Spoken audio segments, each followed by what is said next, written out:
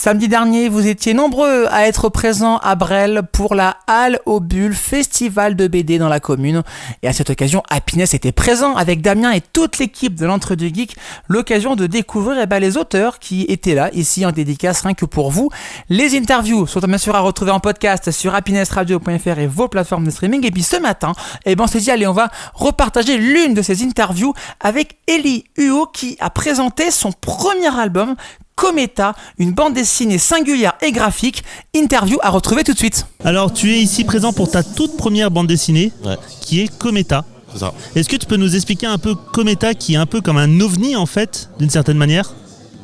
Alors, Cometa, c'est une BD muette, contemplative, qui nous emmène dans un univers un petit peu étrange, je dois dire. Où, en gros...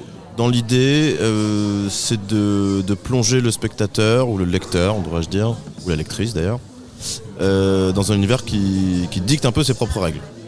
Donc faut pas forcément s'attendre à des retournements de situation, faut s'attendre à de l'étrange et une expérience.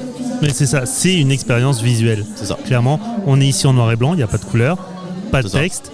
Donc après c'est quelque chose qu'il faut bien connaître. Je pense que c'est pas une BD qu'on peut donner comme à un enfant comme première BD, on est d'accord ? On est d'accord. Tu as aussi des inspirations qui sont très marquées, qui viennent notamment de Métal Hurlant. Oui, pour qui je travaille aussi de temps en temps. Ouais. Comment ça se passe ton travail avec Métal Hurlant ? Alors comment se passe le travail avec Métal Hurlant ? En fait j'ai bossé avec eux une première fois il y a de ça 2 ans, si j'ai pas de bêtises.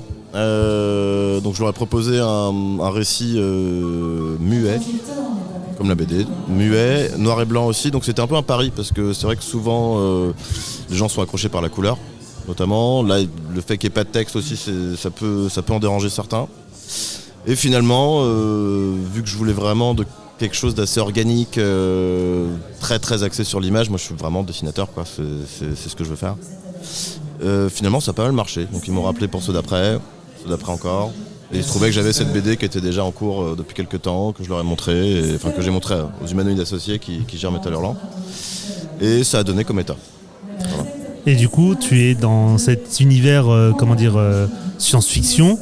Est-ce que tu envisages de partir vers 2 univers ou toi tu veux te spécialiser vraiment dans ce côté espace ? Je pense que je vais partir vers d'autres choses.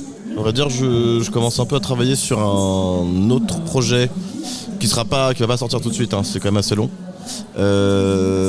Plutôt horrifique, fantastique horrifique, on va dire. Dans un cadre, on va dire, inspiré des horreurs du moment.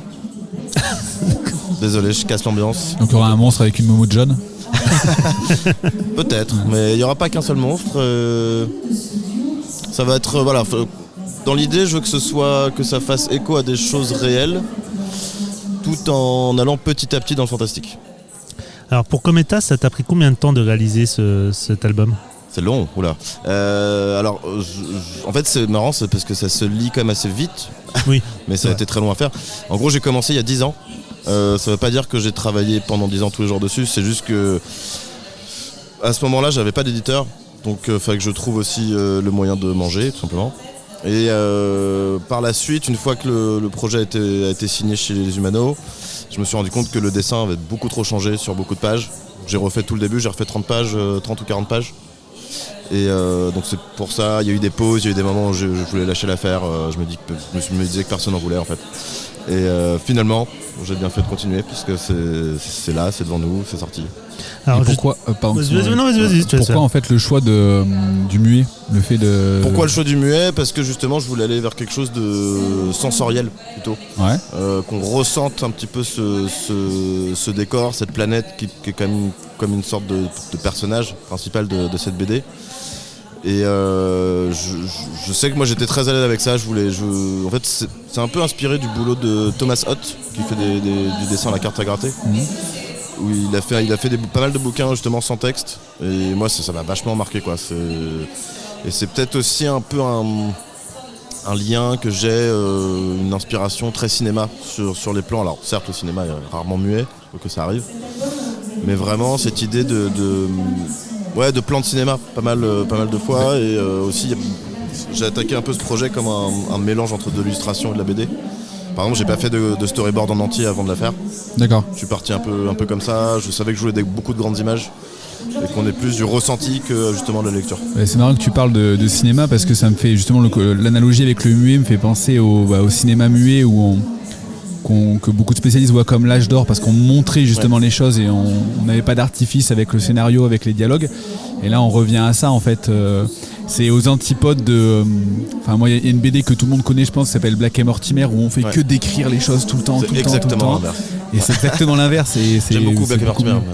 Ouais, non, mais moi aussi, mais par contre, au bout d'un moment, c'est lassant parce qu'on a des dessins, donc les dessins sont censés nous montrer des choses. Je me suis toujours demandé comment il arrivait à mettre ses bulles et qu'on comprenne quand même. Oui. En fait, je sais que quand j'étais petit, je me faisais pas trop gaffe. Là, j'ai revu et je me suis dit.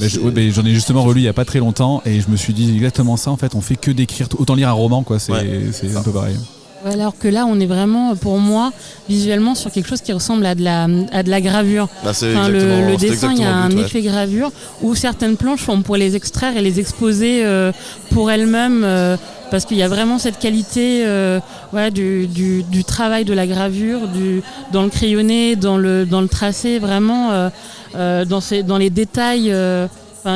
Alors c'est un compliment, mais il y a vraiment un très beau travail du dessin, du détail, et vraiment chaque planche peut être exposée pour elle-même. C'est un peu ce que le rendu que je voulais. Et au-delà de ça, je pense que voilà, ça amène justement ce truc très, très sensoriel. Je voulais qu'on ressente un petit peu ces textures, ces roches, toutes ces choses-là, qu'on puisse un peu toucher finalement, qu'on ait l'impression qu'on puisse toucher ce qui se passe là-dedans. Et du coup, rendre cet univers assez immersif finalement, quoi. Alors moi j'avais une question quand même, après avoir lu Cometa, est-ce que tu as donné des noms à ce personnage que l'on suit ou pas du tout ? Non, il n'a pas de nom. Ouais. Il a un numéro, cela dit, il a un numéro qu'on connaît que dans le résumé, je crois, si je dis pas de bêtises. Oui, c'est ça. En effet, je crois que dans le rare texte qu'il y a, qui passe à travers un écran, on sait qu'il doit chercher son prédécesseur qui travaille sur cette planète, qui s'appelle numéro 17.